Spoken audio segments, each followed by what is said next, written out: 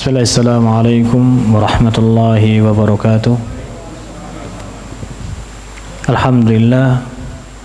Alhamdulillahilladzi hadana lihadza wa ma kunna linahtadiya laula an hadana Allah. Asyhadu an la ilaha illallah wahdahu la syarika lah wa asyhadu anna nabiyyana wa habibana Muhammadan abduhu wa rasuluhu la nabiyya wa la rasula ba'dah. Suaranya agak lebih enak sekarang ya, lebih mahal kayaknya soundnya nih. Ngimam rasanya seger, nggak ngoyo. Alhamdulillah.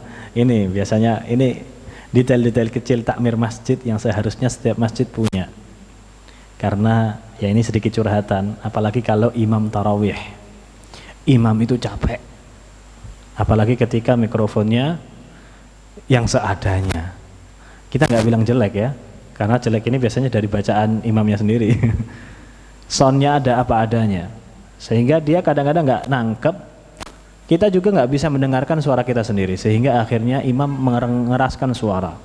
Nah itu tanpa disadari, karena bacaan imam itu makanya di Al-Fatihah pertama selalu nggak nyambung. Kemana ini bacanya nih? Karena dia masih nyetel suara. Bisa antum titeni, bisa antum perhatikan di setiap masjid-masjid Al-Fatihah pertama di sholat isya biasanya, apalagi kalau imamnya imam tamu, itu Al-Fatihah pertama nggak tahu kemana ini nadanya nih, karena dia ngatur suara dulu sama soundnya untuk dia bisa enak membaca berikutnya. Kan warattilil Qur'ana tartila, untuk mentartilkan bacaan. Nah ketika soundnya enak, udah selanjutnya enak itu. Kalau sudah ngoyo harus teriak ngangkat suara, keluarnya outputnya tetap jelek-jelek juga. Rokaat ke-6 apa adanya sudah ngajinya. Ya seperti itu. Ala kulli hal. Alhamdulillah ini detail-detail kecil yang Masya Allah, Anda temukan banyak sekali inovasi-inovasi masjid di Denpasar, seperti AC. Kayaknya dulu AC cuma ada di Indomaret ya, sekarang di setiap masjid sudah ada. Di Banyuwangi Alhamdulillah ada. Alhamdulillah di Banyuwangi sudah pakai AC semua. Sekarang kita berangkat ke masjid pakai jaket, kan keren ya. Tapi ya dengan itu akhirnya kita temukan bapak-bapak yang mau duduk di luar. Kedinginan Pak ya, yang di luar. Tafadhal. Ikhwata, maka dengan perkembangan zaman yang ada seperti ini, ada faidah yang akan kita dapatkan, nikmat juga yang akan kita dapatkan. Seperti AC, ya alhamdulillah kita bisa jauh lebih khusyuk. Kita udah nggak pernah lagi sholat gini, yang ada ngerapetin jaket. Nikmat, khusyuk. Kalau bisa qiyamul lail jam 3 itu panjangin nggak apa-apa. Cepat ketidurannya. Di rakaat kedua udah ketiduran itu insya Allah. Nikmat. Kemudian taklim juga nggak peduli, terkhusus untuk akhwat. Ini juga sama. Ikhwan ini nggak peduli dengan akhwatnya. Biasanya yang dikasih speaker, yang dikasih mirwah apa itu kipas angin itu tempat ikhwan. Tempat akhwat itu biasanya di belakang, dikucilkan, dikasih tempat kecil, nggak ada kipas anginnya. Padahal akhwat itu pakaiannya triple, 3 lapis daripada ikhwan. Ikhwan cuman kaos sama jubah. Kadang malas pakai kaos langsung jubah. Akhwat nggak mau 3 lapis. Dan itu panas. Alhamdulillah di Raudhah bahkan ada tulisannya tadi tutup lagi ada AC. Alhamdulillah itu detail-detail yang bisa memberikan nikmat. Tapi kita harus waspada. Ada efek samping dari segala hal itu. Ini juga ana rasakan di umur ana yang masih 28 tahun. Tiba-tiba bersin. Tiba-tiba ada umbel yang nggak mau berhenti. Kalau dipakai keluar berhenti. Atau di pantai enak. Nafasnya ringan. Itu efek samping AC. Itu efek samping AC. Itu kalau di masjid. Kalau di dapur untuk ummahat, dulu ngulek harus pakai tangan. Dulu mau masak kare, tangan harus kuning. Kalau sekarang sudah ada blender. Nikmat. Makanan jadi, tangan tetap putih. Tapi ada efek samping. Tiba-tiba kulit berkerut. Tiba-tiba ketika dia masak atau mencuci tangan pecah-pecah. Emak-emak dulu sabun cucinya itu sabun cuci colek. Jarang di antara mereka yang kulitnya pecah-pecah. Lembut-lembut aja. Kenapa? Karena ketika mereka kena sabun colek, kena sabun itu, sabun keramat itu, sabun hijau yang kayak genteng bentuknya itu. Itu super busa. Itu mereka nanti akhirnya kena sayuran, mereka ngolah makanan dan sebagainya. Sedangkan sekarang enggak, sayurnya enggak dipegang tapi rinsonya tetap kepegang. Bentar lagi di OTW mesin nggak pakai nyentuh ya. Sekarang udah ada ya yang titik-titik itu ya. Udah benar-benar bahkan nggak kena air. Alhamdulillah itu nikmat. Akhirnya punya lebih banyak waktu untuk suami.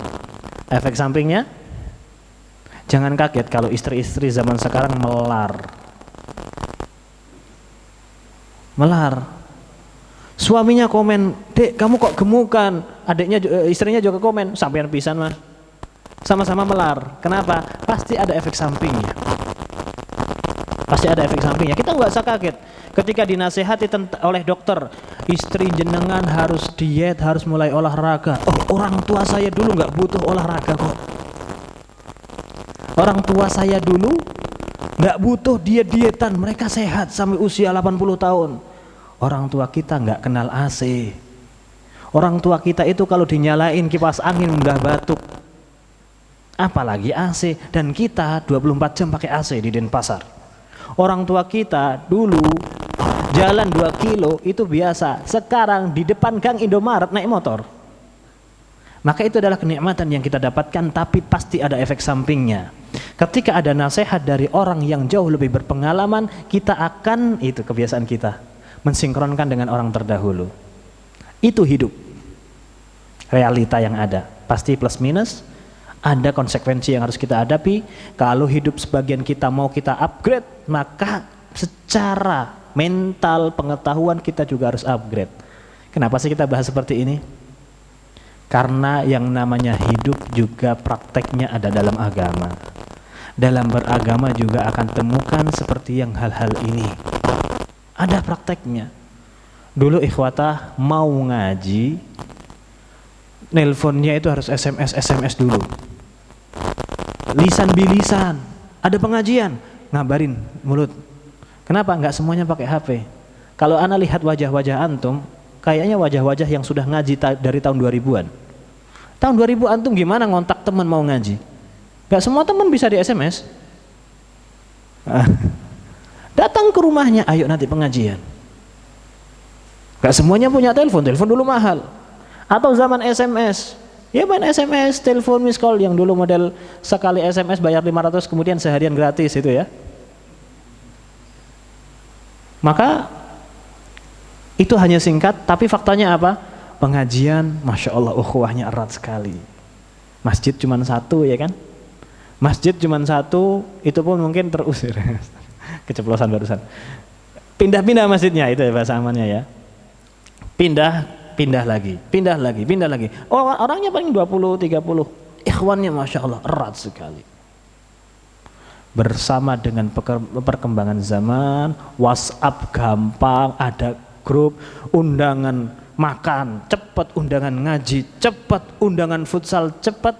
Apakah jamaahnya semakin banyak?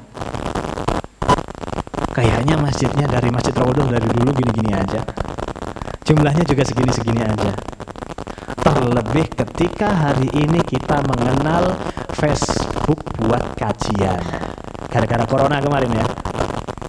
Dulu yang nonton Facebook itu anak-anak muda. 2009 anak diingatkan dulu oleh salah seorang Ustadz Da'i ketika datang ke Indonesia, ke Banyuwangi, menasihatkan jangan kalian main Facebook, isinya fitnah. Itu hanya untuk bermain-main dan buang-buang waktu. Waktu itu anak baru bikin 2009, masih SMP anak langsung bilang sama teman, Facebook ternyata nggak boleh ya, langsung kita hapus akun. Ya meskipun minggu depan download lagi ya. Enggak, belum di-download dulu, cuman ada di web doang. Tapi hari ini bagaimana orang tua main Facebook juga. Bahkan nggak sedikit orang tua yang main Instagram. Untuk pengajian. Tapi apakah ketika melihat pengajian nggak lihat konten yang lain? Faktanya adalah apa? Dengan kemajuan itu alhamdulillah orang tua kita sudah nggak perlu berangkat ke masjid untuk ikut pengajian. Efek sampingnya masjidnya sepi. Padahal asal dari menuntut ilmu itu di masjid. talaqi. Nah itu tadi plus minus. Alhamdulillah lah kita bisa di rumah habis maghrib nyetel pengajian di YouTube, di TV dan sebagainya. Anak istri yang biasanya nggak bisa berangkat ke masjid, mereka bisa di rumah. Anak-anak rame bebas, nggak ganggu jamaah di masjid, kita bisa nonton pengajian di rumah. Pertanyaan jujur, apakah kita akan mendengarkan pengajian di TV seperti kita mendengarkan pengajian di masjid? Duduk. Yang mana kalau kita ngantuk malu. Di depan TV ngantuk, bangun jam tengah malam, isya lewat. Kan seperti itu. Maka ikhwatah, itu adalah plus minusnya. Itu dalam sosial agama. Lalu bagaimana dengan pemahaman? Pemahaman juga akan ada plus minusnya. Kurang lebih tahun 2013 ketika ana masih I'dad Muallimin SMA di Al Irsyad. Dulu lagi kenceng-kencengnya Ustadz Firanda hafizahullah ta'ala ditahdzir. Habis-habisan. Beliau bukan ustadz, beliau adalah seorang penuntut ilmu yang manhajnya rusak, yang kebetulan dipercaya untuk menyampaikan kajian di Masjid Nabawi. Lagi viral-viralnya itu. Anak penasaran, siapa Ustadz Firanda? Ayatullah pulang cuma setahun sekali. Ketika pulang, Mas, siapa Ustadz Firanda? Kenapa segempar itu? 2013 atau 2012? Kata beliau, itu senior ana dari kuliah akidah, kuat ilmunya. Masya Allah Ustadz Firanda. Mimpi ana bagaimana ana bisa bertemu dengan beliau, belajar dengan beliau. Masya Allah, harum sekali namanya di Indonesia. Perjuangannya menyebarkan manhaj dan sunnah. Ketika disebutkan Ustadz Ainur Rafiq, Ustadz Ainur Rafiq negara ke Banyuwangi waktu itu cuma sebulan sekali. Atau sebulan 2 kali. Jarang sekali berjumpa. Ustadz Nasiruddin Irfani dan ila akhirih. Penasaran itu tinggi, tapi hari ini antum buka YouTube, semua pengajian Ustadz Firanda dari awal kitab sampai sekarang bisa diakses. Nikmat itu. Dulu pembelajaran akidah hanya dibahas di pondok pesantren. Karena kalau dibahas di media sosial live streaming bahaya. Pembahasannya bisa berbahaya. Itu tidak berlaku untuk Ustadz Firanda. Antum lihat di YouTube-nya, YouTube Ustadz Firanda Official, antum bisa saksikan itu pembelajarannya sangat berani. Dan itu semua insya Allah digambarkan oleh beliau. Antum belajar semua bisa dapat. Nikmat itu. Secara pemahaman akidah, manhaj, bahkan pembelajaran firq bisa kita dapatkan dari YouTube. Efek sampingnya apa? Lawan dari ilmu akidah kita juga temukan di media sosial bertebaran. Ikhwatah, kalau seandainya kita lagi scroll Ustadz Syafiq Basalamah di Facebook. Sekarang insya Allah masing-masing bapak-bapak punya Facebook. Bisa dipastikan itu. Kalau nggak ngelihat laman kajian, yang lihat marketplace-nya belanja. Nah itu ketika antum nonton pelajaran Ustadz Syafiq Basalamah, selesai, kemana videonya? Geser otomatis ke bawah. Apakah yang antum tonton itu hanya yang antum temani aja? Enggak sekarang. Mana yang rame, yang seirama dengan Ustadz Syafiq, kan Facebook nggak tahu manhaj ya. Oh ini sama-sama menyampaikan agama dan yang nonton orangnya model-modelan kita, ditontonkan juga. Disitulah peran syubhat tersebar. Berapa banyak akhirnya, kok bagus ini, siapa ya? Tampilannya kok bagus ini, masuk akal ya.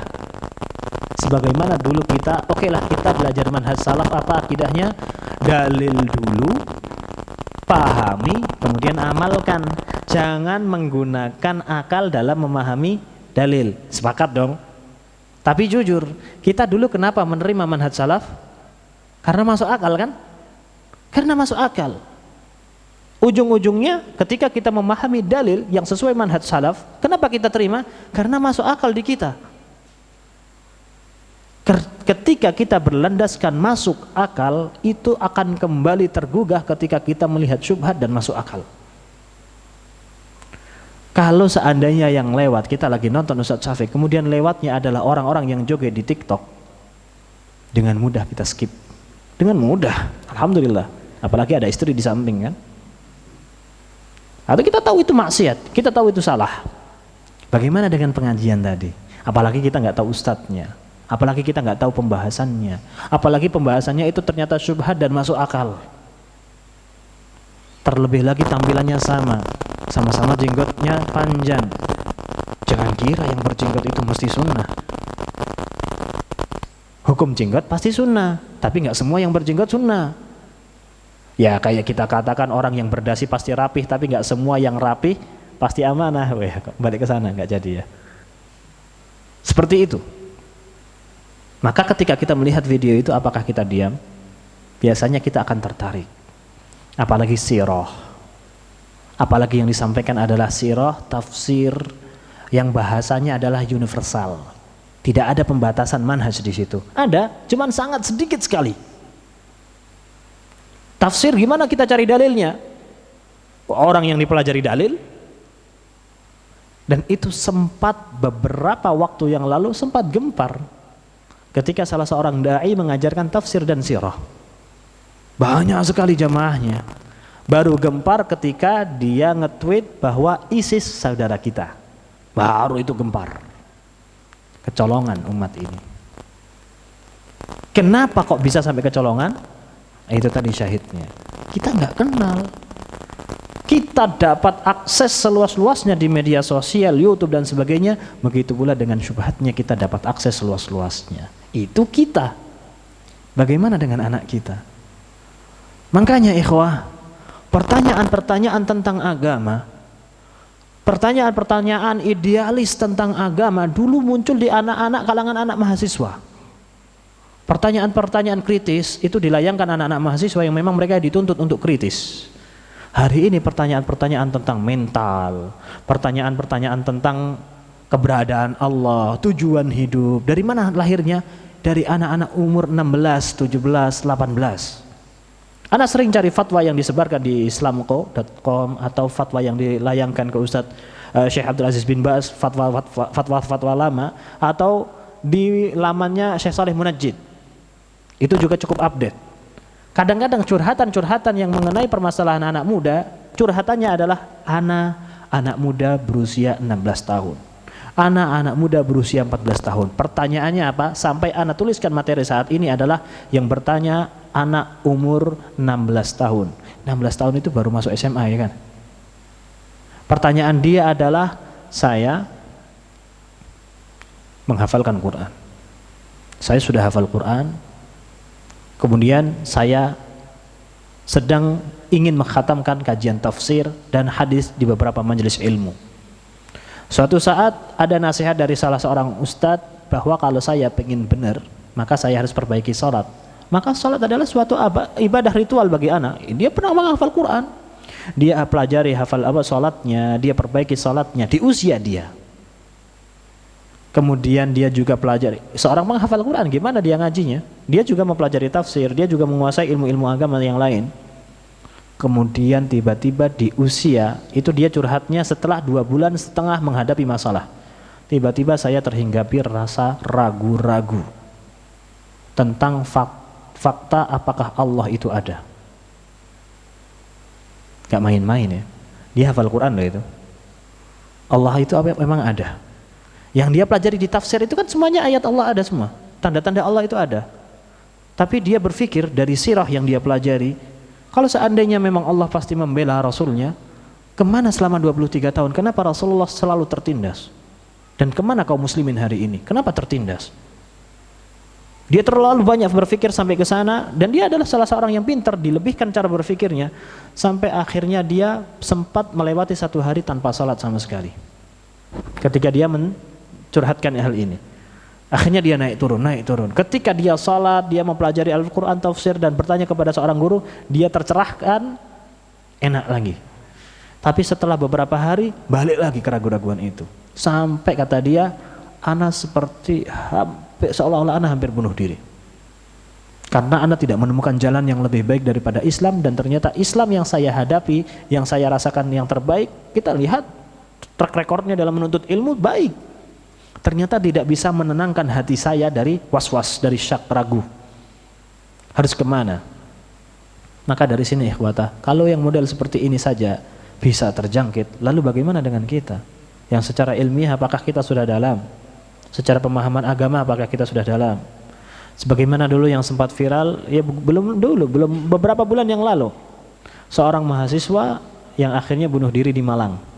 Gempar itu kan, lompat dari jembatan. Ketika ditanya, dicek apakah dia ada masalah, ternyata 1 tahun sebelumnya dia pernah mau bunuh diri. Dia sempat mau bunuh diri, cuman ketahuan polisi, akhirnya dicegah. Kemudian dia sempat beberapa kali datang mau ke dokter kejiwaan. Keluhannya cuma satu, saya kok pengen bunuh diri ya. Yang mana kalau saya pengen bunuh diri ini, saya lawan, saya akan demam. Saya seperti orang kecanduan. Yang mana kalau seandainya saya pengen bunuh diri ini, saya turuti dengan menyakiti diri sendiri, saya akan mendapatkan adrenalin yang terpacu. Saya tahu hukumnya dan sebagainya, apakah ini apa dan sebagainya. Ala kulli hal akhirnya dia berhasil bunuh diri. Dan akhirnya betul, dia nggak lagi kepikiran. Mungkin obatnya di situ. Rahimahullah rahmatan wasi'ah, semoga dia bunuh diri karena tidak tahu hukumnya dan semoga Allah mengampuni. Faktanya adalah itu bisa jadi muncul efek samping dari teknologi yang ada hari ini muncul. Dan itu sudah kita rasakan sejak dulu. Sejak dahulu kala. Ana termasuk di antara generasi awal-awal yang menikmati SMS itu bisa diakses banyak anak muda. Mungkin kalau antum-antum yang muda-muda jarang megang SMS dulu mungkin, kecuali keluarga kaya. Kalau ana tumbuh di usia umur tahun 2007 sampai 2010, itu anak muda sudah umum punya HP. Murah, 150-300 ribu udah dapat HP. Apa efek samping yang ana rasakan? Ana gak nyaman ketemu orang. Dan antum adalah generasi yang ketemu orang lebih enak daripada ngomong di WhatsApp sampai sekarang. Sedangkan ana masih merasakan efek sampingnya, gak suka ketemu orang, gak nyaman ketemu orang. Dengan sifat ana yang suka berinteraksi dengan orang, ana lebih nyaman berinteraksi di SMS. Ya udah, kalau bisa hubungan di WhatsApp, ngapain harus bertemu? Dan sekarang jujur, sejak kita punya WhatsApp, intensitas kita ketemu dengan teman bertambah atau berkurang? Berkurang. Itu efek buruk. Karena Rasulullah SAW bersabda, "Man arada ayyub satalahu fi rizqi wa yunsa'alahu fi athari falyasil rahimah," untuk menyambung tali silaturahim. Kenapa kok tali silaturahim? Kita tahu taraf kedekatan kita, circle kita, kita akan jauh lebih dekat dengan teman circle tongkrongan kita daripada keluarga. Sehingga Rasulullah mengingatkan, sambung tali silaturahimmu. Nah sekarang dengan keberadaan WhatsApp, kita berjarak dengan teman-teman circle tongkrongan kita, apalagi dengan saudara. Berapa banyak di antara kita yang saat ini punya sepupu di luar kota? Kapan terakhir WhatsAppan, kontakan, ketemu? 2 tahun yang lalu kayaknya. Biasa aja. Sekarang nggak ketemu 2 tahun itu biasa. Karena ada video call, apalagi kita ada satu grup yang sering nyepam di situ, yang sering bagi-bagi link ya, link Facebook, link Instagram, ada lucu di share di grup. Nah maka kita nggak ketemu setahun, seolah-olah itu biasa aja. Atau ketemu cuma seminggu sekali di futsalan, maka itu adalah madarat, darurat itu kita. Itu efek sampingnya pasti besar dalam lingkungan, begitu pula dalam cara berpikir.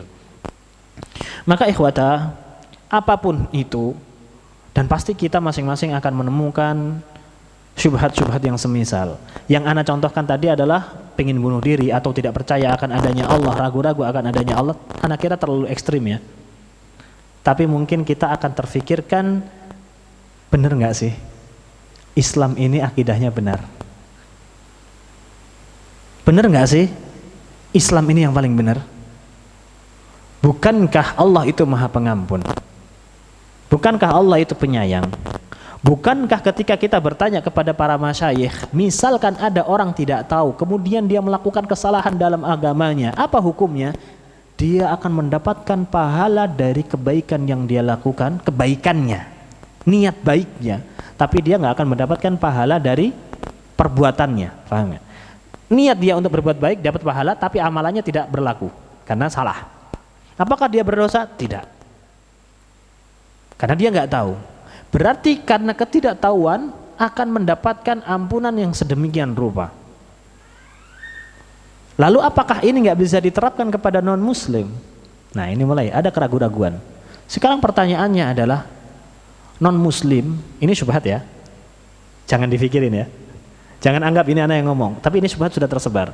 Kalau seandainya non-muslim, dia nggak tahu ilmu Islam, Bagaimana hukumnya?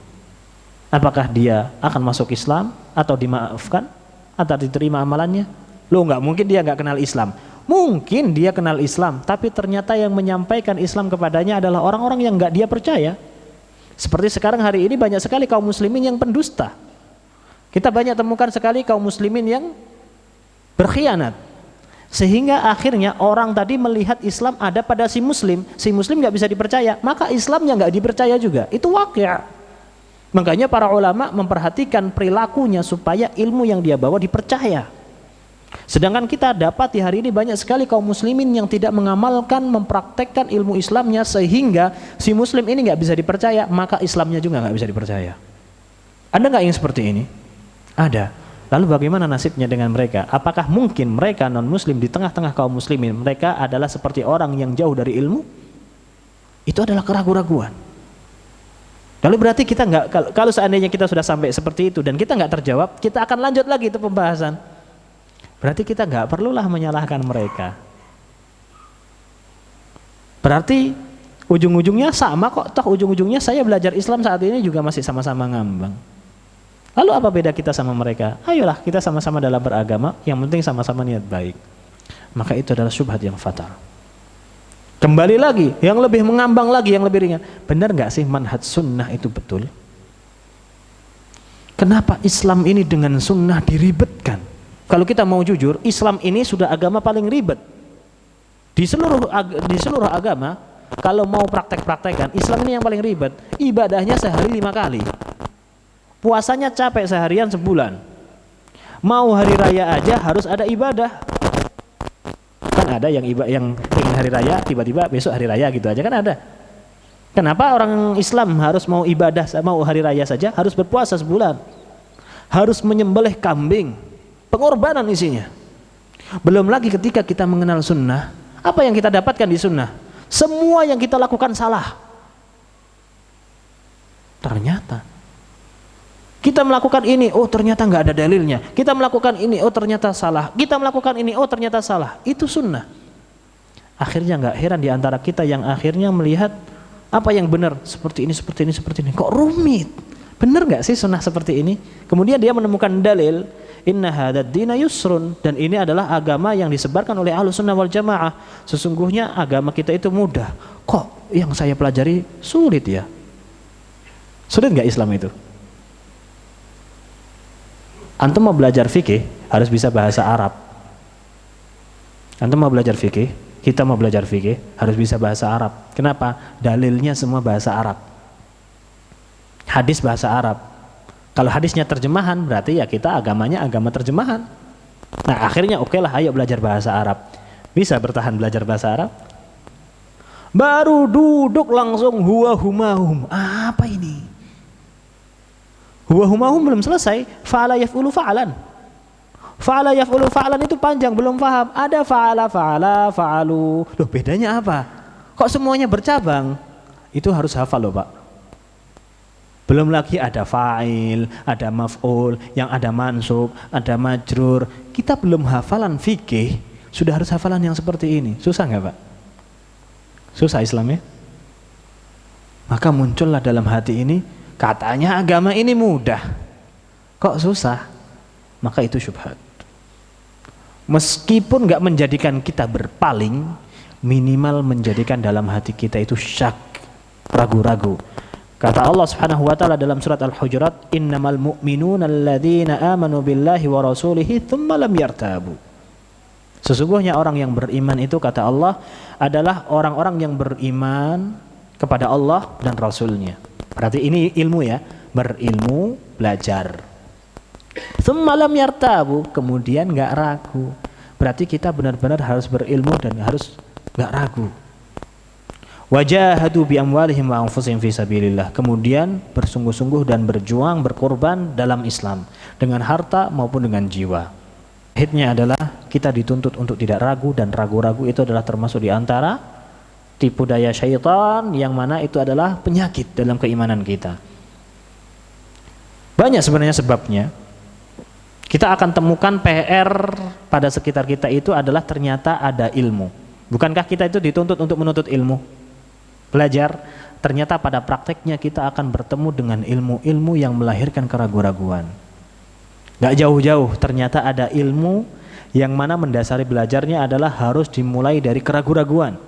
Kalau kamu sudah yakin tapi belum pernah ragu, ulangi dulu langkahnya. Contohnya adalah ketika kita hijrah. Kita tahu nggak Tuhan kita itu Allah? Tahu. Kita yakin? Yakin. Dari mana? Dari mana kita yakin itu Allah adalah Tuhan kita? Dari orang tua. Berarti keyakinan kita tentang Allah bukan karena kita pelajari sendiri, tapi karena warisan orang tua. Nggak ada agama warisan. Maka gimana caranya? Ini manhaj yang salah ya. Ini manhaj yang salah. Ana ingin ulangi lagi. Akhirnya gimana caranya? Ya kita harus ragu dulu kepada Allah. Setelah kita ragu, benar gak sih Allah? Nah, dengan keraguan-raguan tadi kita mencari jawabannya. Metode penulisan jurnal ya diterapkan dalam akidah. Kita harus cari permasalahannya dulu, kemudian kita cari problem solvingnya. Sembarangan diperintahkan dalam akidah. Padahal ketika kita ragu kepada Allah, itu adalah kekufuran. Ketika kita dewasa dalam keadaan yakin kepada Allah tanpa kita tahu kenapa kita yakin kepada Allah, itu nikmat. Dan itu adalah karunia dari Allah, karena sejatinya memang kita sebelum lahir sudah disumpah oleh Allah. Dan seharusnya kita yakin, itu fitrah kita.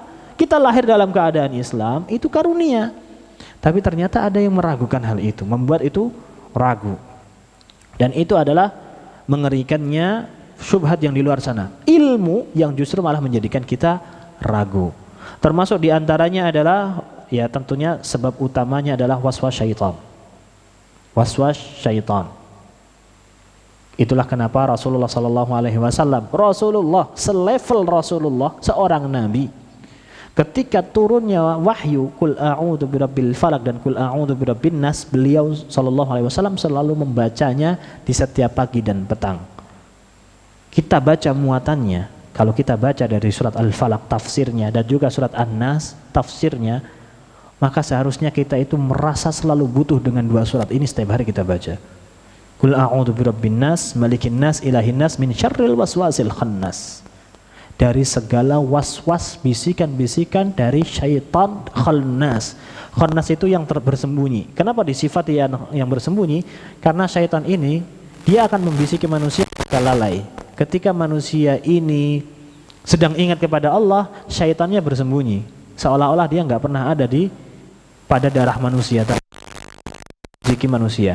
Nah, ketika manusianya sedang lalai, lagi buka scroll Instagram, lalai ini kan, nggak istighfar ini, maka syaitan tadi akan was-was, akan membisikkan lagi, terus, sampai kita nggak sadar nonton YouTube kajiannya Ustadz Syafiq dan Ustadz Firanda berapa menit paling lama, dan berapa cepat kita menonton konten-konten di Reels YouTube. Atau kalau di Instagram itu apa? Reels itu di Instagram, kalau di YouTube short ya. 2 menit doang. 2 menit sekali duduk 20 kali 2, udah 40 menit itu. Udah satu pengajian Ustadz Syafiq itu. Padahal kajiannya Ustadz Syafiq udah dipotong jadi 30 menit. Atau menjadi 2 menit juga. Maka itu adalah salah satu was-was yang enggak kita sadari. Kok anak ceritanya kayak pengalaman ya? Ini langsung praktiknya ini. Dari pelakunya soalnya ini. Sama-sama kita ada pada masalah yang sama. Dan kita ayo sama-sama melawan demi kuota yang lebih hemat. Dan waktu pastinya ya. Ini was-was. Kemudian juga keberadaan syayatin, al-ins wal jin. Keberadaan setan-setan dari jin dan manusia, yang mana bahkan ilmu yang benar pun bisa dibelokkan. Kita pernah cerita di sini, wallahu a'lam, ana lupa kapan, cuman ana yakin pernah menyampaikan di sini karena ana sering di sini ya. Adalah bahwa ketika pasukan Khawarij ingin memerangi Ali bin Abi Thalib, apa yang mereka bawa? Inil hukmu illa lillah. Sesungguhnya hukum itu hanya milik Allah Subhanahu wa taala. Kemudian kata Ali bin Abi Thalib, qaulul haq urida bihil batil. Omongan kalian itu benar sesuai dengan Al-Qur'an. Tapi maksud kalian adalah salah, ingin menyudutkan saya sebagai Amirul Mukminin yang sah.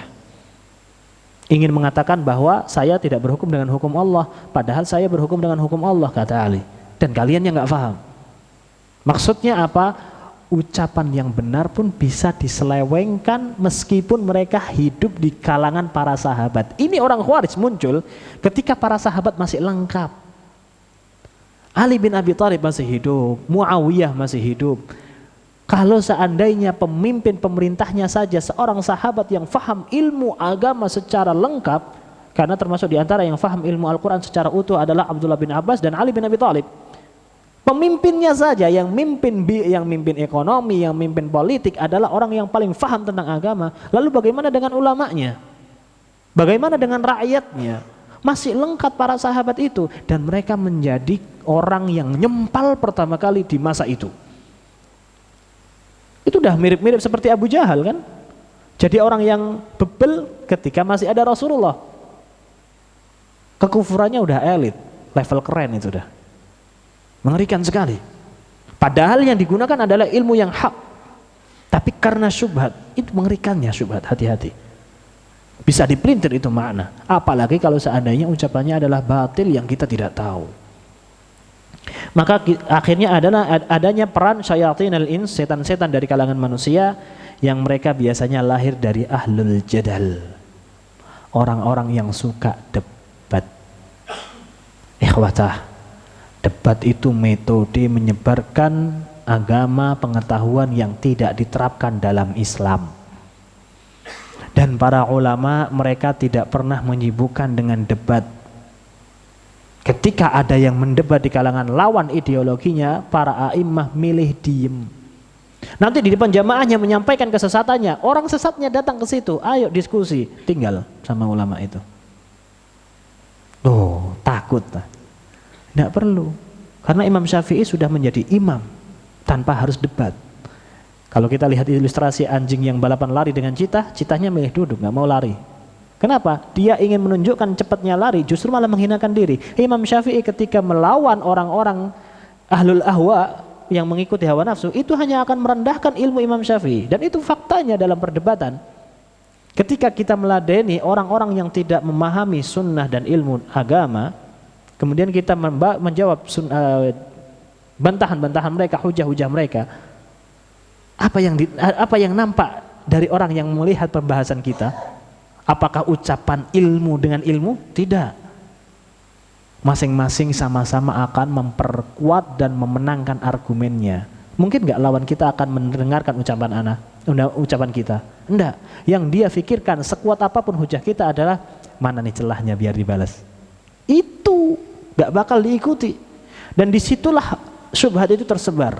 Kenapa? Kita menyampaikan kebenaran, lawan bicaranya ini nggak akan dengerin kebenaran kita, tapi justru kita yang kena dengan bantahan dia. Oh iya ya, bantahannya masuk ya.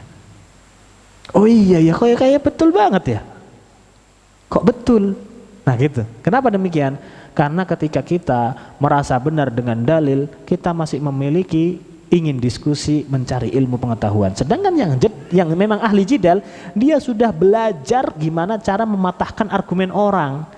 Dia nggak belajar ilmu agama, tapi belajar mematahkan argumen orang.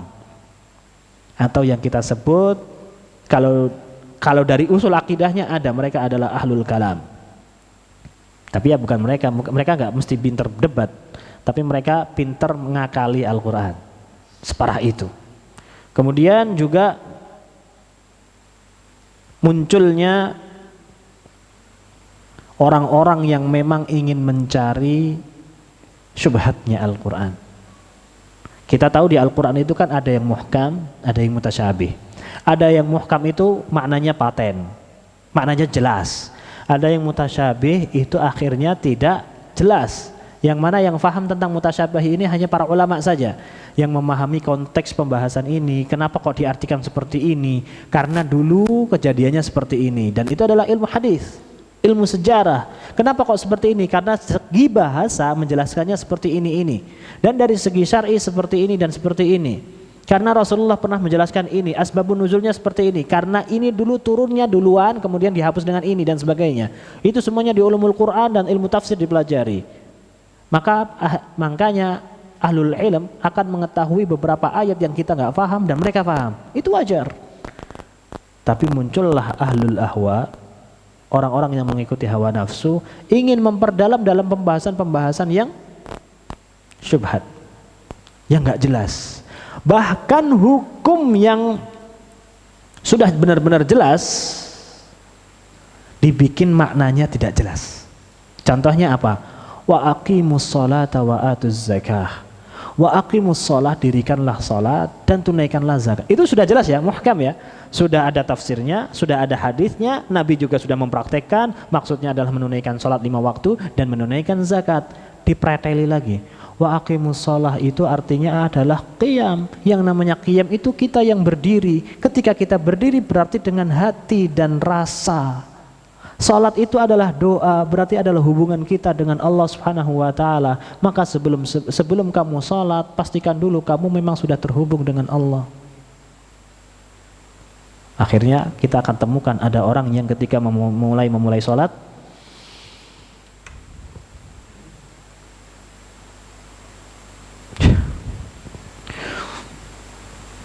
karena belum nyambung.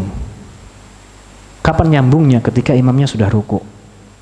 Itu langsung nyambung. Dan itu nggak dilakukan kalau dia masbuk.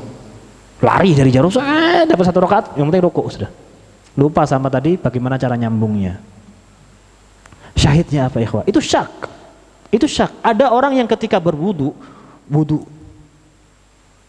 dan wudu itu ya kok dilalah sebelah sini itu selalu cepat keringnya.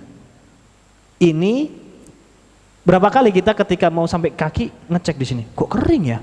Padahal kena baju ya, kena baju sebelah sini ya, dan keringnya kayak gak kena air. Akhirnya kita usap lagi, benar-benar basah gitu kan. Terus ngulang lagi rambut, kering lagi. Sebelah sini kering, akhirnya kita usap lagi, rambut lagi. Itu rambut maunya itu diusap saja, itu sesuai dengan syar'i. Tujuannya apa? Biar nggak bau juga kan. Udah kayak habis mandi, gobios basah sini semua. Pernah lihat yang seperti itu? Atau pernah melakukan? Itu was-was. Itu was-wasnya syaitan. Wal'iyadzubillah. Maka kembali lagi kepada orang yang mencari-cari bahwa Al-Quran itu dicari maknanya, bukan tampilannya. Loh, kita sudah mencari maknanya dengan tafsir dan ilmu tafsir, ilmu Quran. Itu tetap permukaannya. Apa batinnya? Hubungkan dulu kita dengan Allah. Wa atuz zakah, dan bayarlah penyucian jiwa. Penyucian jiwa itu bukan duit, duit itu dunia. Yang namanya zakah itu adalah tazkiyatun nafs, pensucian hati. Maka sucikanlah jiwa kita. Selalu tadabbur kepada Allah Subhanahu wa taala. Dekatkan diri kepada Allah, gak salat-salat, gak bayar zakat. Itu loh yang dimaksud dengan apa?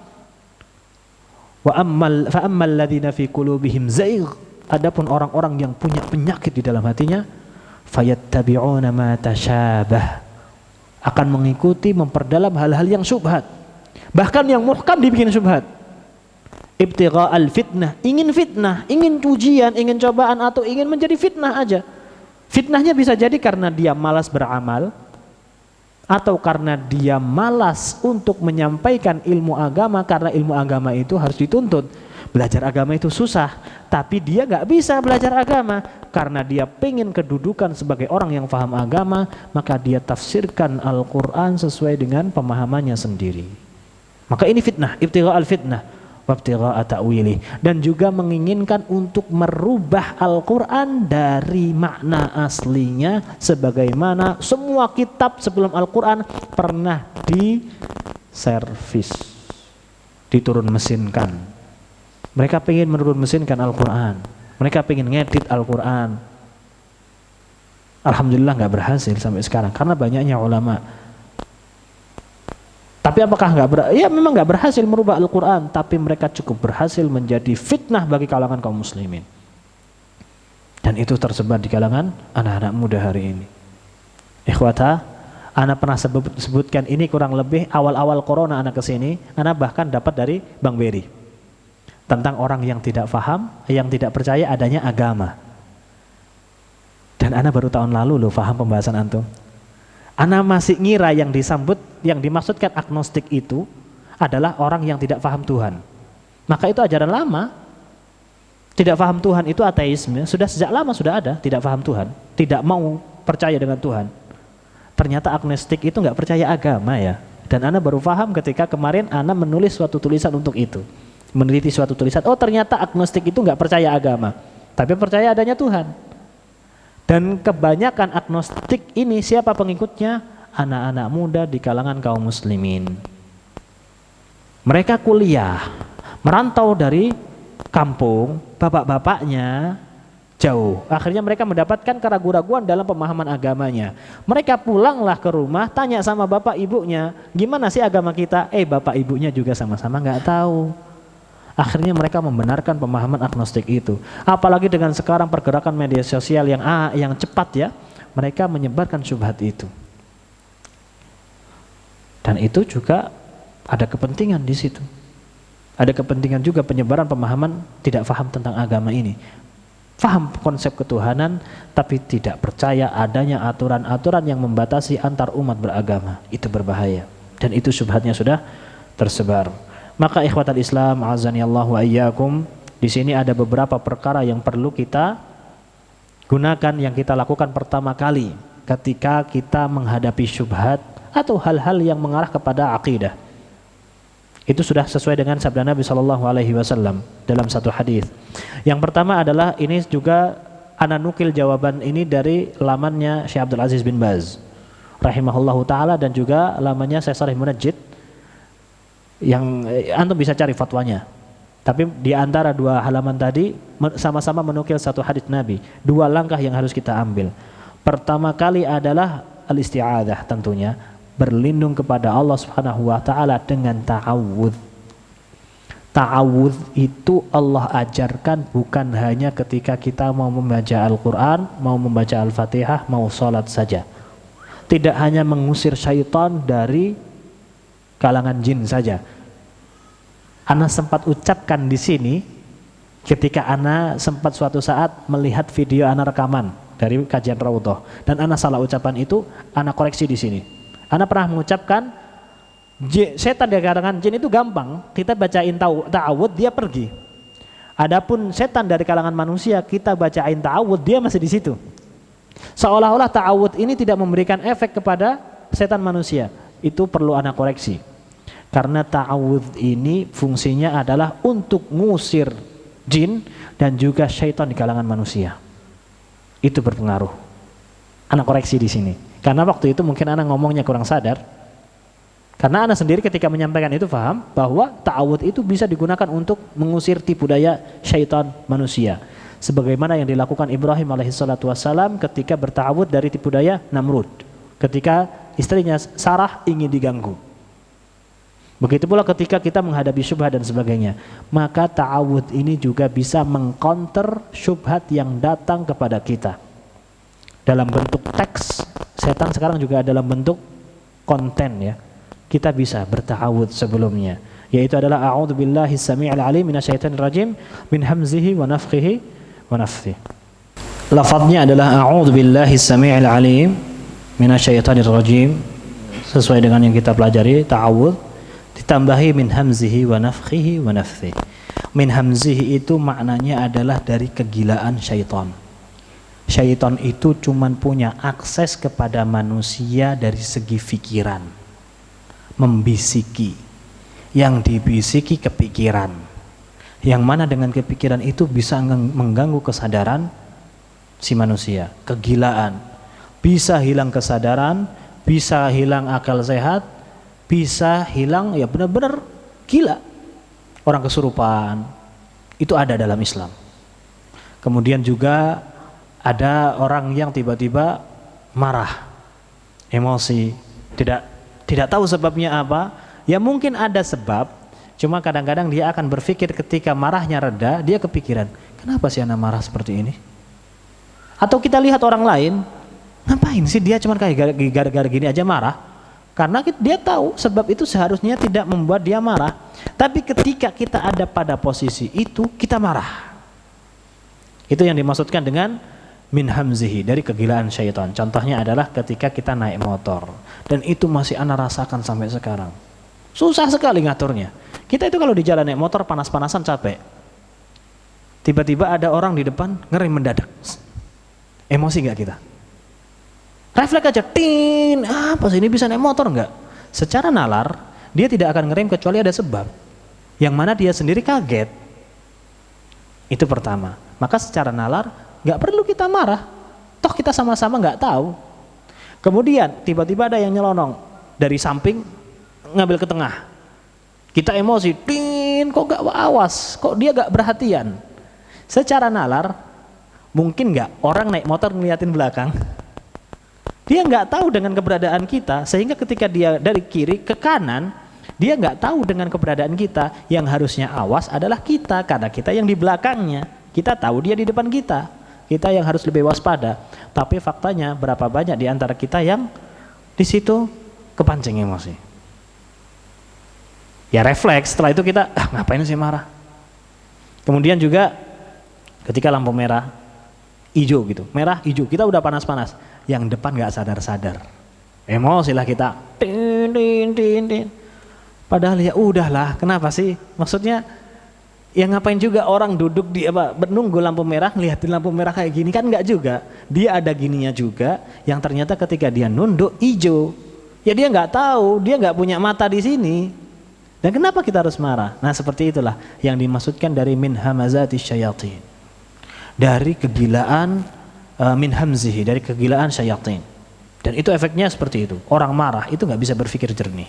Begitu pula dengan orang yang sedang diganggu dan sebagainya. Wal'iyadzubillah. Wa nafkhihi, dan juga kesombongan syaitan. Berapa banyak di antara kita memiliki kesombongan. Itu mah orang awam. Kalau saya sudah belajar ilmu agama, sudah paham manhaj salaf, sudah paham manhaj sunnah, tidak akan kena kesombongan syaitan. Kebalik. Justru orang awam itu mereka kalau mau sombong mau nyombongin apa? Justru orang yang berilmu itu justru lebih punya kesempatan untuk sombong. Faktanya adalah kesombongan itu juga akan menjangkiti orang-orang yang belajar agama. Semakin orang berilmu, semakin dia punya kemungkinan untuk sombong. Dan itu syaitan. Siapa makhluk yang paling sombong di muka bumi ini? Iblis. Siapa iblis? Dia tahu ilmu semua yang terjadi di masa Adam diciptakan sampai sekarang. Apakah iblis tidak kenal Nabi Muhammad? Dari Nabi Adam hafal mungkin nasabnya, ketemu semua sama semua Nabi. Bahkan ketika perang Uhud, iblis datang. Kata Rasulullah SAW, iblis berteriak, memberikan motivasi dan sebagainya, gangguan di perang Uhud yang menyerang Rasulullah SAW. Dan iblis menjadi saksi Adam alaihissalatu wassalam dikeluarkan dari surganya. Kesombongan ini loh yang mengakibatkan dia ternyata berilmu tidak menyelamatkan dia dari kesombongan. Maka kita berlindung kepada Allah dari wa nafkhihi wa nafsih, dan juga dari nyanyian atau syair-syair syaitan. Inna fil kalami la sihra, sesungguhnya dalam ucapan itu ada sihir. Kita sering akan temukan dari ucapan-ucapan orang itu terdengar manis, atau kita percaya begitu saja. Berapa banyak ketika kita punya ideologi, dengerin orang ngomong, padahal yang dia ngomongin salah, kita akan ngomong, iya ya.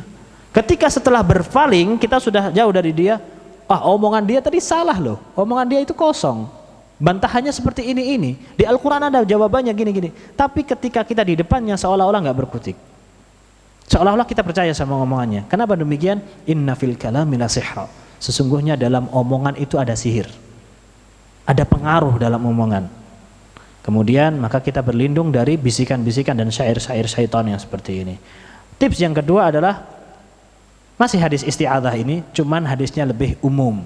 Kita baca secara keseluruhan. Kata Rasulullah SAW ketika ditanya oleh sahabat yang menemukan keraguan-raguan di dalam hatinya, maka hendaklah kata Rasulullah, qulu amantu billahi wa rasulih. Apa yang harus kita lakukan pertama kali? Ucapkan amantu billahi wa rasulih, aku beriman kepada Allah dan Rasulnya. Wal yasta'id billah wal yantahi, kemudian baca ta'awud yang barusan kita baca, a'udzubillahi minasyaitonir rajim min hamzihi wa nafthihi wa nafthihi, kemudian wal yantahi, stop. Jadi ucapkan amantu billah wa rasulih, kemudian ta'awud a'udzubillahi minasyaitonir rajim wal yantahi, stop, melanjutkan pemikiran yang seperti itu. Berarti ketika kita lagi baca suatu syubhat, Segera amantu billahi wa rasulih, astaghfirullah, a'udzu billahi minasyaitonir rajim min hamzihi wa nafthihi wa nafthihi, tutup syubhatnya, selesai, waliyantahi. Kemudian kembali lagi kepada pemahaman kita, murojaah lagi. Karena memang kita tidak dituntut untuk membantah syubhat itu. Tapi bisa jadi kita nggak kuat. Jadi jangan main-main dengan syubhat. Syubhat itu mengerikan. Kalau seandainya di masa sahabat saja ada yang jadi khawarij, lalu apa jaminan kita selama dari syubhat? Semoga apa yang kita sampaikan ini bisa lebih menjadi waspada bagi kita dari tipu daya syaitan. Karena semakin kita berilmu, semakin tipu dayanya juga elit. Maka kita harus selalu waspada, karena syaitan tidak pernah tidur untuk menyesatkan umat manusia. Na'udzubillahi min dzalik. Wallahu waliyut taufiq. Subhanakallahumma wa bihamdika asyhadu an la ilaha illa anta astaghfiruka wa atubu ilaik. Assalamualaikum warahmatullahi wabarakatuh.